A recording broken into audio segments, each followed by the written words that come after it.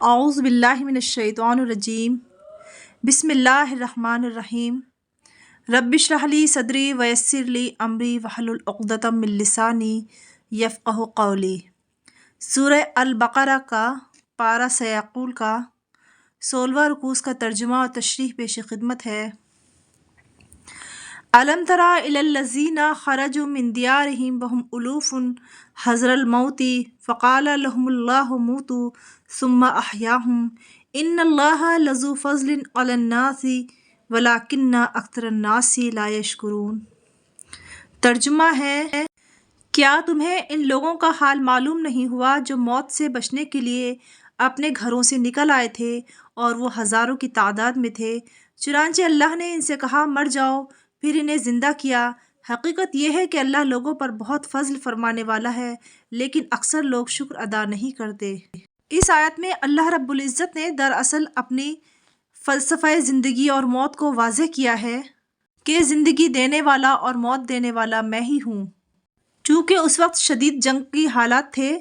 اور اس میں کچھ لوگ اللہ کی راہ میں جہاد کرنے سے کتراتے تھے، تو ایسے وقت میں اللہ تعالیٰ نے فرمایا ہے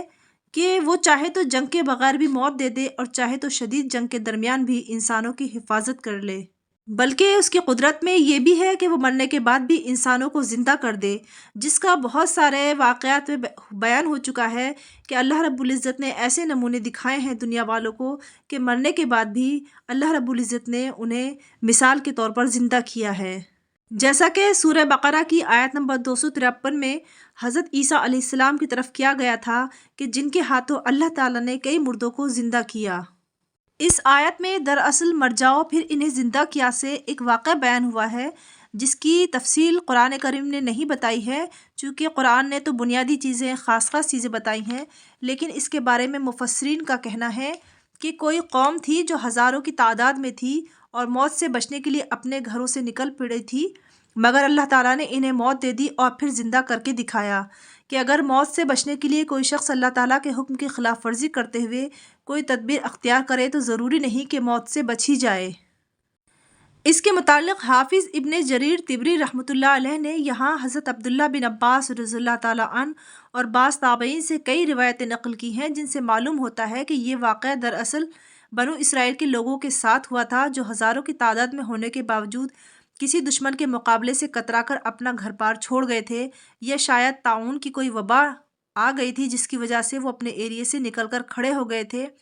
لیکن جب وہ کسی پناہ گاہ کی جگہ پر پہنچے تو اللہ کے حکم سے انہیں موت ہوئی اور پھر اللہ رب العزت نے انہیں دوبارہ سے زندگی دی۔ وہ سب بوسیدہ ہڈیوں میں تبدیل ہو گئے تھے، تو حضرت حزقیل علیہ السلام کا وہاں سے گزر ہوا اور اللہ تعالیٰ نے ان کو حکم دیا کہ وہ ان ہڈیوں سے خطاب کریں، اور ان کے خطاب کے بعد وہ ہڈیاں پھر سے انسانی شکل میں زندہ ہو کر کھڑی ہو گئیں۔ حضرت حزقیل علیہ السلام کا یہ قصہ موجودہ بائبل میں بھی مذکور ہے۔ وَقَاتِلُوا فِي سَبِيلِ اللَّهِ وَاعْلَمُوا أَنَّ اللَّهَ سَمِيعٌ عَلِيمٌ۔ اس آیت کا ترجمہ ہے کہ اور اللہ کے راستے میں جنگ کرو اور یقین رکھو کہ اللہ خوب جاننے والا اور سننے والا ہے۔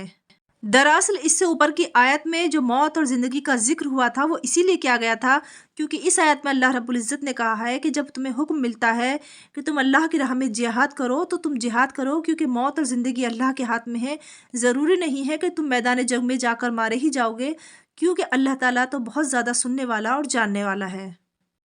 من ذا الذی یقرض اللہ قرضا حسنا فیضاعفہ لہ اضعافا کثیرہ واللہ یقبض ویبسط والیہ ترجعون۔ اس آیت کا ترجمہ ہے کہ کون ہے جو اللہ کو اچھے طریقے پر قرض دے تاکہ وہ اسے اس کے مفاد میں اتنا بڑھائے چڑھائے کہ وہ بدرجہ زیادہ ہو جائے، اور اللہ ہی تنگی پیدا کرتا ہے اور وہی وسعت دیتا ہے، اور اسی کی طرف تم سب کو لوٹایا جائے گا۔ اللہ کو قرض دینے سے مراد اللہ تعالیٰ کے راستے میں خرچ کرنا ہے۔ اس میں غریبوں کی امداد بھی داخل ہے اور جہاد کے مقصد میں خرچ کرنا بھی۔ اسے قرض مجازن کہا گیا ہے کیونکہ اس کا بدلہ ثواب کی صورت میں دیا جائے گا، اور اچھے طریقے کا مطلب یہ ہے کہ اخلاص کے ساتھ اللہ کو راضی کرنے کے لیے دیا جائے، دکھاوا یا دنیا میں بدلہ لینا مقصود نہ ہو۔